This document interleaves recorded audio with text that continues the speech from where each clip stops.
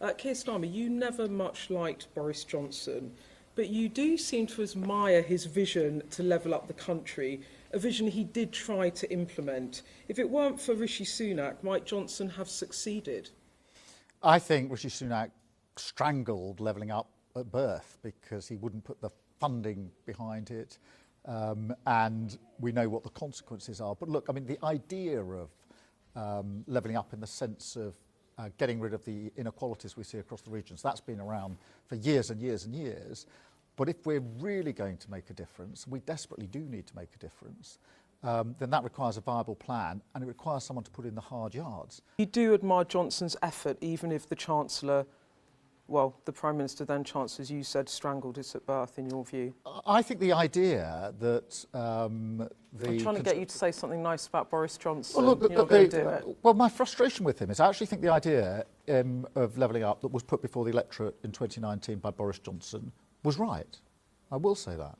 But what that requires, and this is where I get frustrated, is if you really believe that, and it matters, which is why I said in my speech, preying on people's hopes. People hoped, wanted to see that delivered. If you really believe that, I'm afraid you've got to roll your sleeves up, you've got to put a plan on the table, you've got to do the hard yards.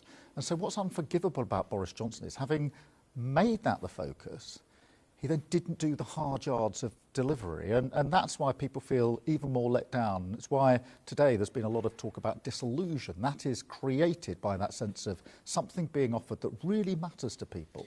But a Prime Minister in Boris Johnson who wasn't prepared or didn't have the wherewithal to see it through. And for you talk about devolution as a way of kick-starting levelling up. But at the moment, basic council funding is what is needed. I just asked you earlier if you will guarantee that emergency funding shortfall. The Local Government Association estimates it's $4 billion that councils need in the next 2 years just to maintain basic services. You told me I can't pretend we can turn on the taps, the spending taps. That's a no. You're not going to commit that money. Well, I can't turn on the spending taps, but I do think your answer requires something fuller than that, because I'm very concerned about councils of all political colours struggling as much as they are with their finances, because of course people looking in will say, well, that's my services that may not be delivered. So there are things we can do. I think the funding settlement could be changed to a longer settlement. Very many council leaders will say that'll make a big difference. Okay, if we can stabilise, just hear me out, there's two other bits. If we stabilise the economy, that will reduce inflation. That's been a big drag for councils. The other change that we can do straight away is no fault evictions, which the government promised hasn't delivered. That means lots of people who lose their accommodation then are a strain on councils who have to spend a lot of money. So what I can say, Beth, is the funding arrangement can change. We can reduce the strain on councils so they've got more cash available. And I will say this, that at the end of an incoming Labour government, councils will be better funded, more sustainable and able to deliver their services than they are now. That's 5 years away if you win the election. You said the end of an incoming Labour government. The first steps can be taken straight away. The no fault evictions, the 3-year settlements, the joining up of the payments, the stability of the economy. But you know, I'm asking you about a cash injection. Can you you're talking about 3-year funding settlements. To the viewer at home, does that mean an upfront cash injection for councils that might be about to go bankrupt, for viewers thinking, is my council tax bill about to go up by 20%, which is what's happened in Birmingham? What it means is not a lump sum cash injection, but it does mean reducing the burden on councils who are spending money on things like homelessness, spending money on interest rates, and spending money inefficiently. We can do that straight away, but what you're putting to me is the central problem in politics at the moment, which is after 14 years, almost everything is broken, including our councils, but our NHS, our public services, our economy. It's a long list of breaking. That's why the main point I made this morning is there's a choice at this election, which is turn your back on 14 years of chaos and usher in a decade of national renewal. If it's broken and emergency funding is needed, why can you not raise taxes for those that can best afford it in society to try and just stem this whilst you do your longer term plan? A lot of people are saying, why doesn't Keir Starmer find some other tax rises to do this? That is a fair argument, isn't it? Well, we've already got the highest tax burden since the Second World War. and we have to grow our economy.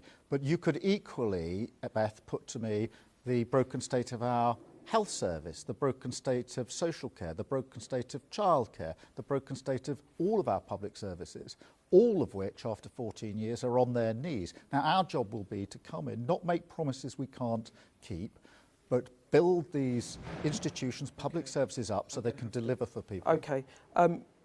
To show you're on course, though, to win, you need to gain hundreds of councillors from the Conservatives and take the West Midlands Teesside mayors in these locals, don't you? To show you're on course to win a general election. I remind myself that in 2019 we lost very, very badly. We had to change the party, learn the lessons, and to get even to a 1 or 2 seat majority in the general election, we have to have a bigger swing than Blair. We go into these local elections holding many of the seats that we're fighting for. So I'm not going to predict exactly how many we may or may not win. We go in humbly, knowing that we have to earn the votes locally between now and May the 2nd, and we will do that by putting forward our positive plan. And Keir Starmer, you were very forthright today in your defence of Angela Raina over allegations she's failed to pay capital gains tax when she sold a house in 2015. Have you seen, you say you take her at the word, she says that she's had legal advice. Have you personally seen that legal advice? No. There's no need to. It's not appropriate for me to do so. My team has. Angela's team has. She's taken legal advice. She's answered no end of questions from the media on this. And she's been very clear, should the authorities want any more information, she's more than happy to provide it for them. I have full confidence and full support in her. You're going out and defending her and you haven't actually seen the evidence yourself. Are you worried? Is that enough for you? Are you not worried that this could come back to bite you? No. I have faith in Angela Raina's answers. She's answered so many times on this. I know she's taken legal advice. My team has looked at it. Her team's looked at it. There's no need for me personally to look at it, nor is it appropriate to do so. But I do think, standing back, it's a sign of how desperate the Tories have got that they want to make this the issue in a local election, which should be about their failure of delivery. Okay, final question. Tams Water could be facing the risk of emergency renationalisation as the funding crisis deepens. Tams Water are saying bills might need to rise by 40% to pay for improvements. What should the government and regulator be doing, and should they be prepared to spend billions bailing Tams Water out? I'm very concerned about this, as anybody who is a customer will be. It's for the government in place at the moment to look at this and make sure that Thames Water is viable and provides the water that people need.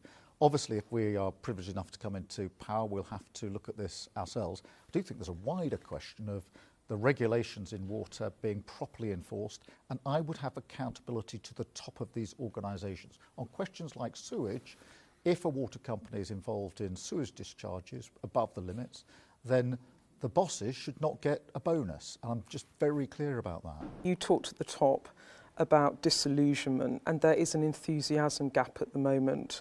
When I look at your approval ratings, it's -25. Now, you'll take comfort in the fact Rishi Sunak's is -46. But why do you think you personally haven't sealed the deal with the electorate? Is it about you, or is it about a wider issue of disillusionment in politics? Well, look, I think all of us have to ensure that we're doing everything we can to restore trust and confidence in the electorate. I think after 14 years, too many people feel that the hope's been beaten out of them, that they desperately want things to improve, but they don't believe they can be improved. We do have to turn that around. And, you know, as you have seen, Beth, over the 4 years or so since I've been leader of this party, we've been stepping forward, making progress all of the way. I intend to continue that. But is it a challenge? Yes. Is it difficult after 14 years of opposition? Yes. Is it difficult after the election loss we had last time? Yes. Am I determined to do it? Absolutely. And I think we can. OK, Sir Keir Starmer, thank you so much. Thank you. Thank you.